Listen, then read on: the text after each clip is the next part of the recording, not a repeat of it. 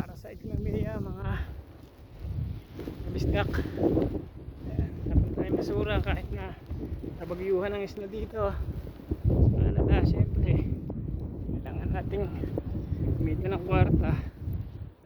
Kung ma-absent tayo, yung isang linggo nating pang grocery mawala. Siyempre isang araw natin, isang linggo pang grocery na yun. So kailangan natin kumita ng kwarta, di ba? Di ba? Yung isna dyan, ang kapal-kapal, ayun, natanggap ko yung basura to. Pantaan ng mga basura. Kapal ng isna, grabe, lumulubog yung sapatos ko.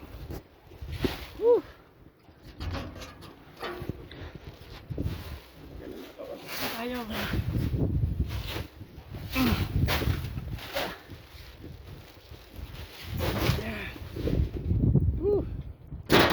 Walang isno ngayon. Kasagsagan ng isno. Ano ko dito? Talaga naman. Ang lamig ng isno pa.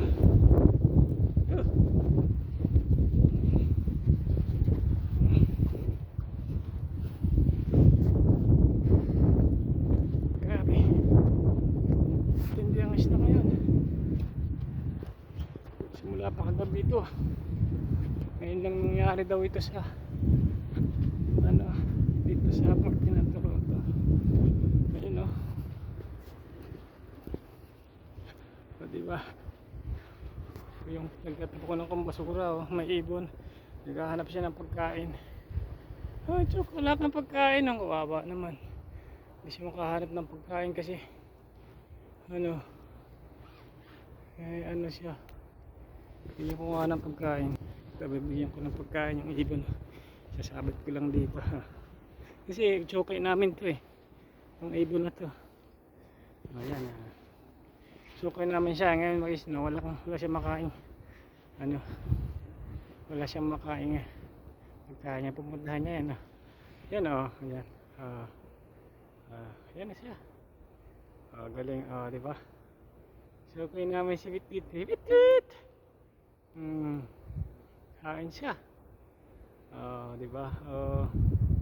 Wala siyang makain kasi huwag kang pumalis kasi sa'yo yung pagkain. Balik. Yan, pwede na. Malagay may pagkain na siya. Sukuin namin siya dito pagkain yung mga bigay namin natitira, binibigay namin sa kanila yung mga ibon na yun. Ngayon sobrang isno, wala silang makakapigilot ng pagkain. So mamaya bibigyan ko pa rin din, lalagyan ko pa ng mga hari ng mga tira-tira, mga bacon doon para at least may pagkain sila.